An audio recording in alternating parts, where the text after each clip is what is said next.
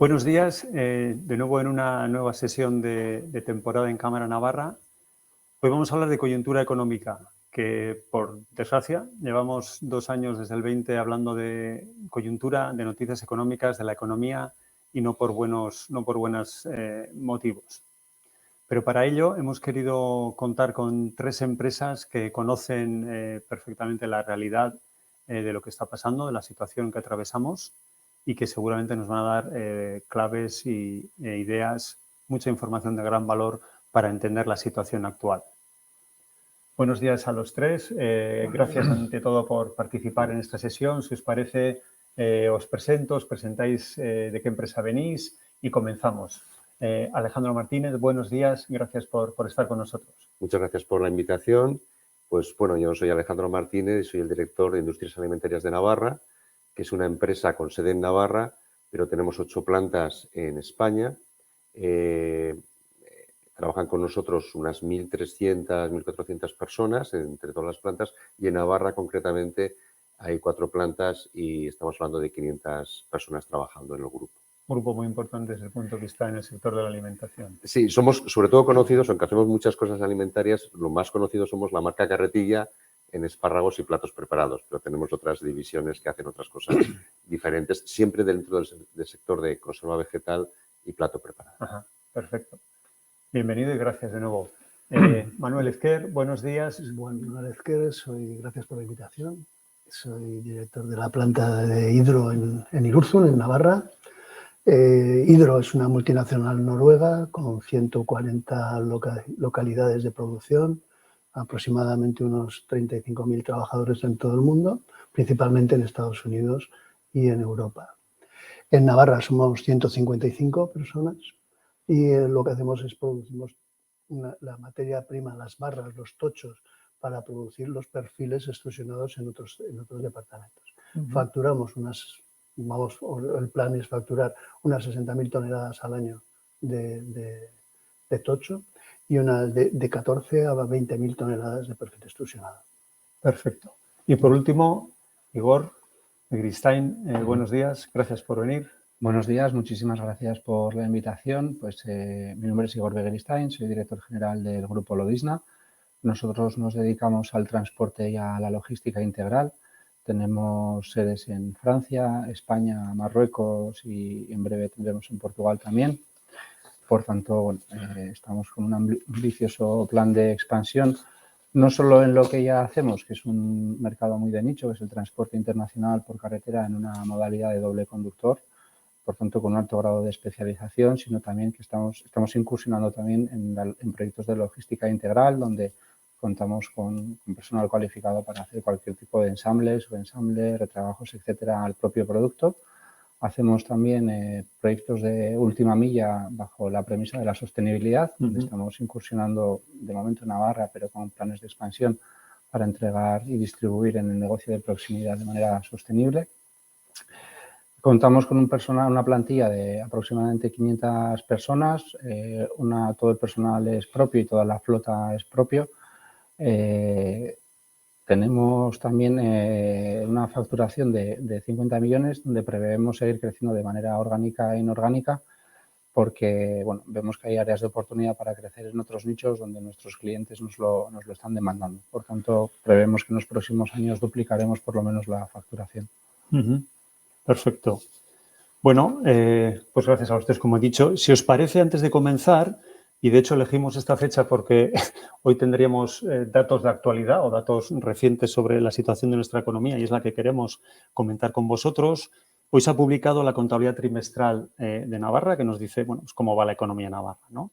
Y lo que nos dice este primer avance es que la economía navarra habría sufrido, experimentado una desaceleración, un menor crecimiento en este primer trimestre. Si el anterior trimestre crecimos un 3%, en el primero habríamos crecido un 2,4% interanual y de crecer un 0,8% intertrimestral en el cuarto trimestre del año pasado hemos pasado a crecer un 0,3%, o sea, hemos crecido un 0,3% sobre el trimestre anterior. Cifras que contrastan con la economía nacional, con la economía española, que ha crecido más en este primer trimestre, tanto desde el punto de vista interanual como intertrimestral. El instituto avanza que puede o que se debe a que es un menor dinamismo de la industria, un menor dinamismo del sector de la construcción y una menor aceleración o un menor dinamismo de la formación bruta de capital. O sea, son cuestiones que a priori, bueno, pues nos establecen cierta alerta, ¿no? La industria que crece menos, que hay menos inversión y la construcción que crece menos. Ligado a esto también un dato de ayer que fue comentado es el de los resultados de la encuesta de población activa, que también, a diferencia del caso español, reflejaba una caída importante de la ocupación, principalmente en la industria, y una subida de la tasa de paro al 12%. España está en el 13%. Navarra siempre se ha diferenciado de la media nacional, hemos sido mejor en términos de tasa de paro. En este primer trimestre del año nos igualamos al caso nacional. Los datos de producción industrial, y sin entrar en detalles, muestran también cierta desaceleración, menor producción de turismos en el primer trimestre, y el sector del turismo, del automóvil, es un sector muy importante y que yo creo que está arrastrando un poco a esa foto global de la industria, ¿no? El sector exterior fue bueno en el 22, ¿no? Las cifras hablan de crecimiento del 22 y en enero-febrero del 23 también las exportaciones han crecido casi un 4%, ¿no? Con respecto al mismo periodo del año anterior, aunque caen los electrodomésticos y el automóvil y por tanto ahí se refleja quizá esa menor producción, ese menor dinamismo de este sector. Los precios ya sabemos cómo están, un IPC de marzo más moderado que lo que ha sido el año pasado, pero la alimentación importante sigue en el 16%, la subyacente sigue en el 7%. La previsión parece que baje un poco, pero esas son las cifras hoy o que tenemos. Y las previsiones para el 23, las últimas que tenemos del FMI, hablan de un crecimiento de la zona euro para este año de 0,8, o sea, es un crecimiento bajo, una reducción también del crecimiento a nivel mundial. Y España, pues ahí destacaría un poco positivamente sobre la zona euro. La previsión es del 1,5 para este año, desde el 5,5 que creció el año pasado. Esta es un poco la foto que nos dan las cifras. ¿Cómo lo veis? Nos gustaría conocer vuestra visión desde vuestro sector, desde vuestra experiencia, lógicamente. ¿Cómo fue el 22? ¿Cómo ha sido este comienzo? ¿Se ajusta o no a lo que esperabais? ¿Cómo lo veis? Alejandro, si queréis hacemos... Perfecto. En el sector agroalimentario en general, luego puedo hacer alguna particularidad sobre la compañía. Es conocido, el 2022 se caracterizó por una subida de materias primas y energía muy elevada que ha generado esa inflación en el sector agroalimentario. En términos de volumen, el 2022 fue más o menos de crecimiento moderado, alrededor del 4%, pero crecimiento. También es cierto que en nuestro caso el 40% del volumen lo hacemos en exportación, con lo cual eso compensa a veces el mercado doméstico, ¿no? Y lo que es el primer trimestre del año, nosotros hemos tenido, hablo de crecimiento en volumen, en kilos que manejamos nosotros, ¿no? Ha sido del 5%, si bien es cierto que los grandes volúmenes dependientes de campañas agrícolas vienen a partir de ahora. Viene campaña de aceituna, viene campaña vegetal, viene campaña de tomate.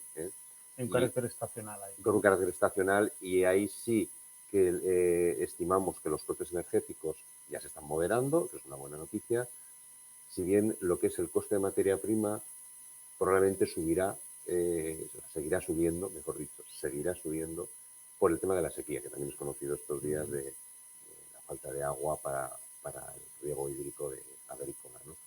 Dicho eso, hombre, la ventaja del sector alimentario, y lo vimos en la pandemia, es que el consumo, o sea, comemos todos los días y todo el mundo más o menos come lo mismo, igual diferentes cosas, diferentes trasvases de productos más elevados a productos de precio más económico, pero bueno, el sector alimentario es como bastante sólido en España. Y además yo creo que unas garantías de calidad y de seguridad alimentaria, yo de lo que yo conozco a nivel mundial, de lo mejorcito. Hay que estar muy orgullosos. Esa es un poco la perspectiva. O sea, un primer trimestre, digamos, correcto.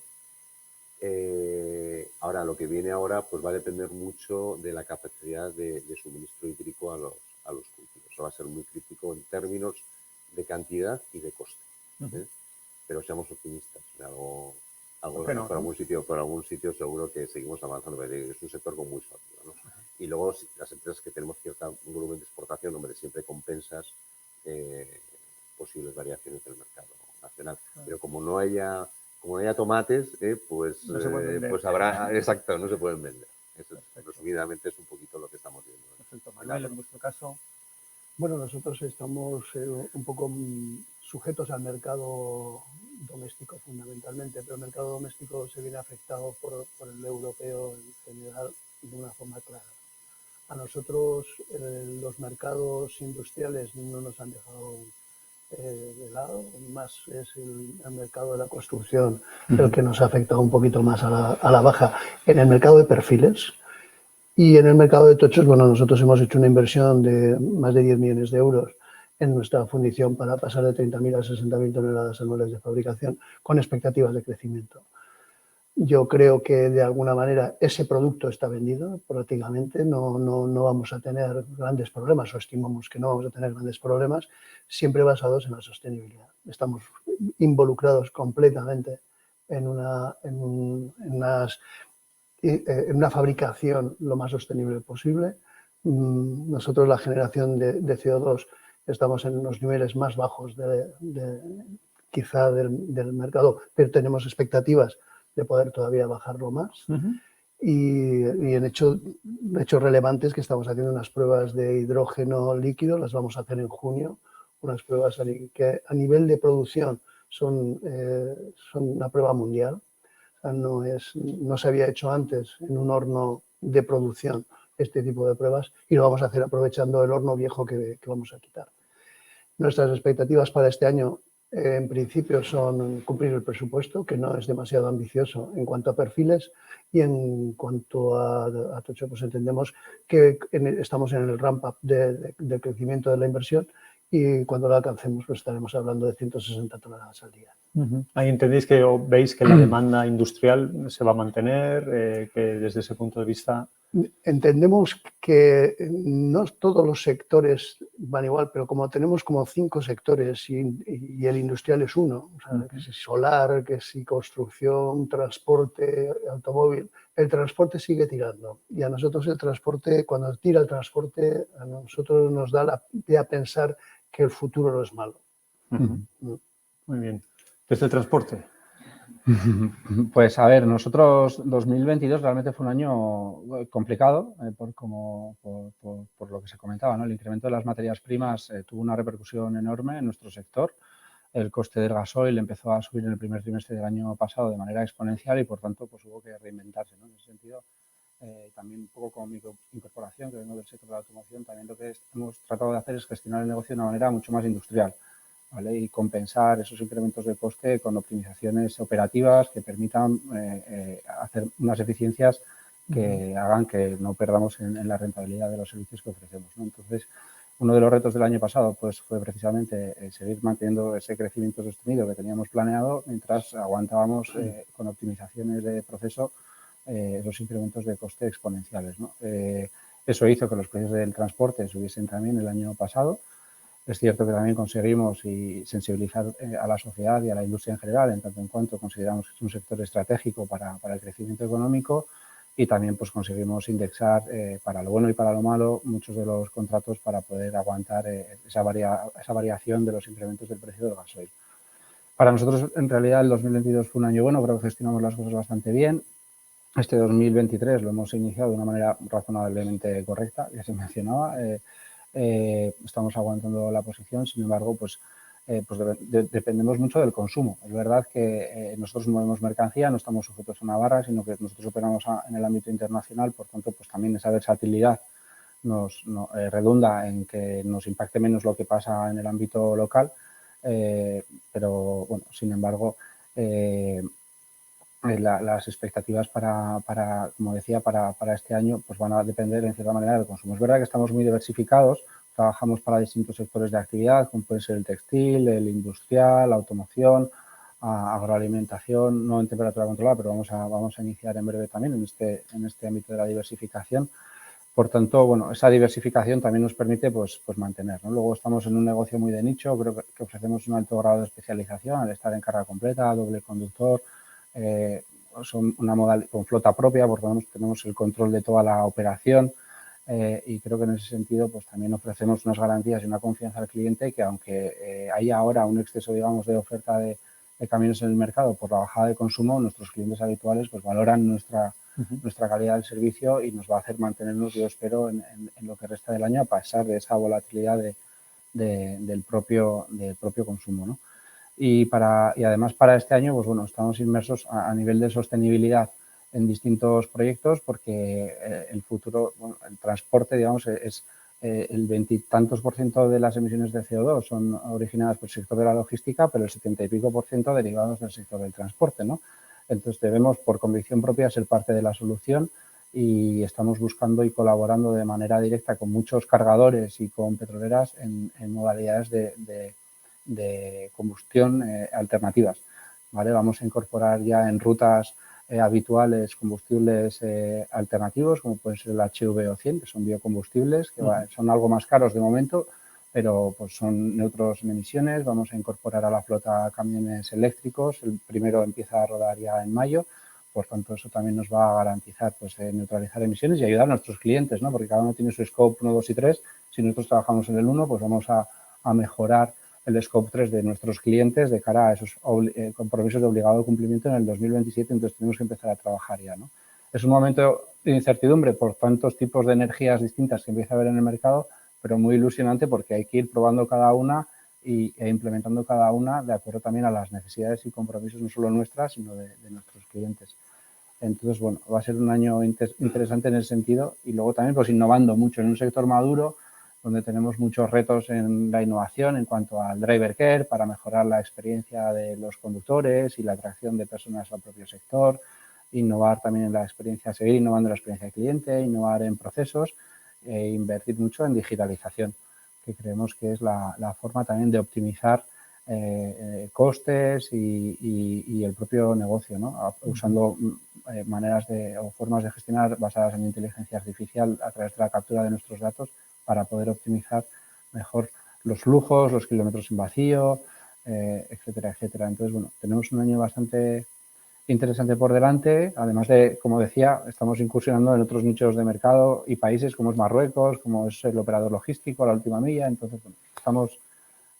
Muchos frentes. Sí, muchos frentes, pero con mucha ilusión, con un equipo renovado que se une a un equipo consolidado que tiene un know-how amplísimo en el sector. Entonces, bueno, muchos frentes, pero con mucha ilusión. O sea, que esa respuesta a toda esta situación de incertidumbre, de altos precios de la energía, de los combustibles, lo estáis afrontando desde la innovación y desde haceros a un nuevo escenario que va a ser algo que todavía no está claro, ¿no? ¿Creéis que tenemos que acostumbrarnos a unos niveles de precios más elevados, dada todavía la incertidumbre que tenemos o la situación, ¿no?, en la que estamos de restricciones en los mercados energéticos, proveedores, etcétera? ¿Va a ser el futuro, un futuro de una inflación y de unos precios más elevados?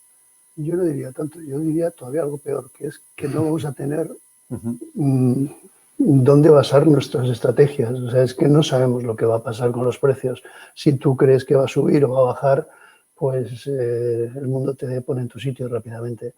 Yo no lo sé, porque si sabes, te adaptas a una curva, pero es que yo no la veo. Yo no veo esa curva en un momento determinado, mañana va a ser otra. Nada más ver el año pasado, tuvimos variaciones de precio considerables y no sabíamos en marzo lo que iba a pasar en septiembre, ni en septiembre lo que está pasando ahora. No lo sabemos. Tenemos que trabajar en la toma de decisiones cada vez con menos datos. Y en el tema energético, pues lo que hacemos es cubrirnos, fundamentalmente.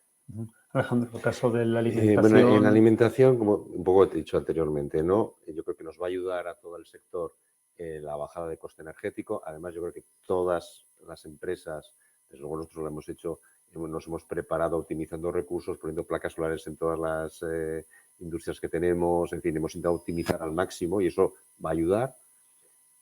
La duda es el coste de materia prima, sobre todo agrícola, dependiendo de la sequía. Eso va a ser el hito. Yo diría que a corto plazo, digamos 1 o 2 años, los precios será difícil que bajen. Será difícil. Igual algo se moderan, igual no suben mucho más, pero que haya una bajada de precios no será sencillo en productos que tengan una relación muy directa con producción agrícola. En productos que sean más de receta, más complejos, pues es posible que ahí se pueda amortiguar un poco más. Pero bueno, como decía antes, como vemos todos los días, pues es un sector como muy resistente, ¿no? Y al mismo tiempo es un sector muy sensible, ¿no? Sí, De cara sí, a la opinión totalmente, pública, de totalmente. cara Por al eso que consumo. tienes que hacer un esfuerzo primero para que los clientes tengan confianza en ti en base a calidad, servicio, seriedad, compromiso y luego llegar al consumidor. En nuestro caso llegamos con la marca Carretilla, que es una marca que, bueno, por lo menos da confianza y seriedad y cuando lanzamos cosas tenemos un departamento de I+D muy potente. Todos los años lanzamos 3, 4 referencias nuevas. Y bueno, pues la marca te da un poco esa garantía de que la gente por lo menos lo prueba y si le gusta le repite, si no le gusta, ¿no? Y es por donde creo que debemos de ir trabajando las empresas. O sea, esta situación de crisis y de incertidumbre, como decía, sobre todo, hay que seguir trabajándola con ilusión, con I+D, con calidad, con lo que sabemos que funciona siempre. Eso, y trabajar todos los días, claro, Sí. sin desánimo, al revés, yo espero con ilusión y con ganas, porque seguro que el futuro será mejor. ¿En cuánto tiempo vamos a alcanzar ese futuro? Hay una pequeña duda, pero tampoco yo lo he hecho a 5 años. Yo creo que hay una situación ahora pues, de reordenación a nivel geopolítico clarísimo, que bueno, puede durar 1 año, 2 años, nadie lo sabe, ¿no? Pero que al final esto tiene que reconducirse de alguna manera, pues yo creo que todos pensamos o queremos pensar que tiene que ser así, ¿no? De alguna manera entiendes que la demanda o el consumo entiende esa calidad, Sí, está sin dispuesto duda, a pagar sin por duda, esa calidad, sin duda, reconoce cuando el sin producto es duda. más... Lo que pasa es que tienes que ayudarles también con diferentes gamas de productos, con diferentes rangos de más o menos precio para que el consumidor final tenga una capacidad de elección, que es muy importante, ¿no? Y entonces, en función de cómo le vaya en ese momento, pues pueda ir a un producto de un rango un poquito más alto, un poquito más barato. Sí que es cierto que al final los productos agroalimentarios en general tienen por coste unitario en España no son muy caros comparados con Europa. No me voy más lejos. Pero sí que es cierto que como compramos todos los días y la cesta de la compra es un elemento en el cual uno puede actuar, en otros elementos no puedes actuar, ¿no? Pero ese sí, pues es muy sensible, al público. Nosotros hemos hecho un plan de sostenibilidad 2022-2026 para mejorar costes energéticos, bajar emisiones de CO2, optimizar todos los costes productivos y entonces, pues bueno, eso ayuda, pero claro, son planes que tienes que ir implementando año a año, ¿no? Nos hemos dado 4 años, bueno, yo creo que vamos avanzando en la dirección correcta. ¿Creéis que dentro de lo malo esto servirá o está sirviendo para que las empresas adopten, como decías Igor, cambios, se adapten al nuevo escenario energético?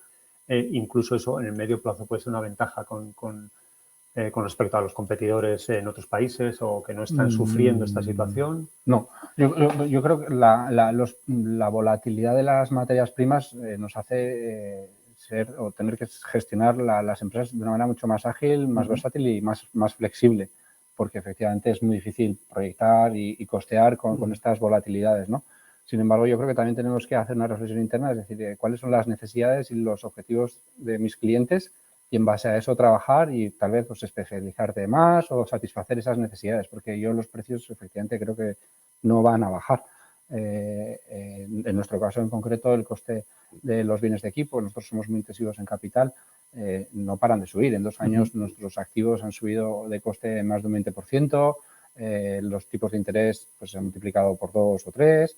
Quiero decir, no creo que vaya a haber un ajuste realmente en los 2-3 próximos años en los precios. No creo que haya un aumento considerable, pero que sí que se van a mantener en el nivel al que han llegado ahora. Yo creo que es un poco la visión.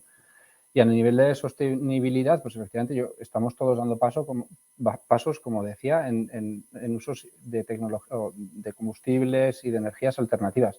Pero es verdad también que las infraestructuras se deben ir adaptando a la vez que los requerimientos legales se tienen que cumplir.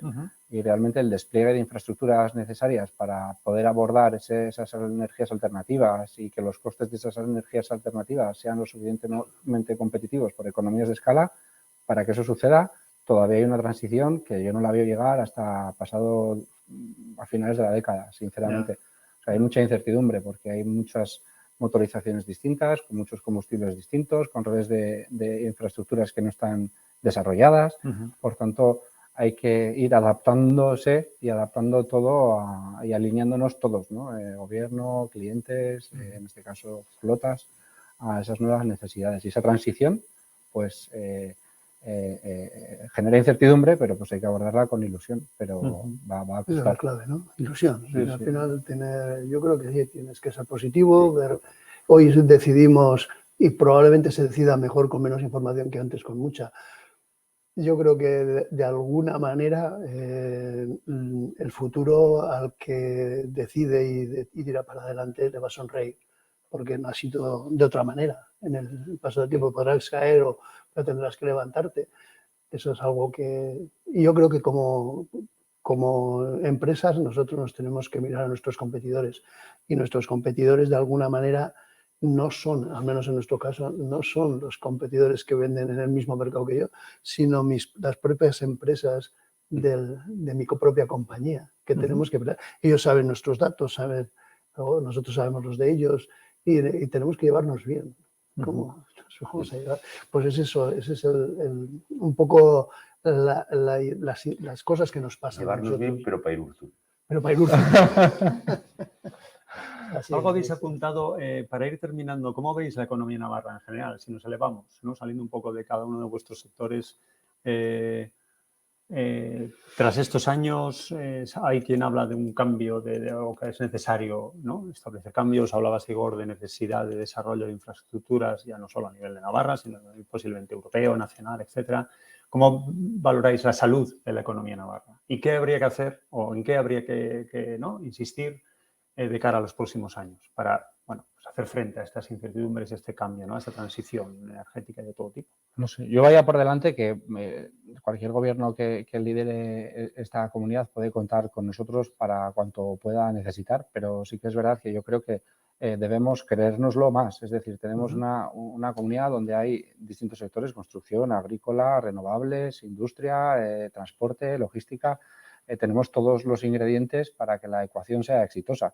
Por tanto, creo que tenemos que creérnoslo, subir un escalón, volver a Navarra donde tiene que estar, que la economía tal vez navarra sea más proteccionista también con su industria y la ayude a despegar. También la industria navarra que pierda complejos y se atreva a salir al exterior, que sea más internacional. Y por otro lado, creo que también se debe trabajar en temas de incentivos fiscales o de impuestos para desarrollar y fomentar esa inversión a nivel foral, que si no nos merma rentabilidad y competitividad contra otras comunidades, pero y contra otros países igualmente. Entonces creo que es ahí donde hay que incidir en la próxima legislatura que está por llegar. Bueno, nosotros desde un poco más sector agroalimentario, que creo que es privilegiado en Navarra y que además genera una cantidad de puestos de trabajo muy elevado, y tenemos plantas en otras comunidades, o sea que podemos hacer comparativas. No hay tanta diferencia, no hay tanta diferencia. Sí que es cierto que antes Navarra tenía unas ventajas que ahora pues igual tiene que intentar recuperar, ¿no? Especialmente, estoy de acuerdo, el tema de fiscalidad, tanto para empresas como para personas.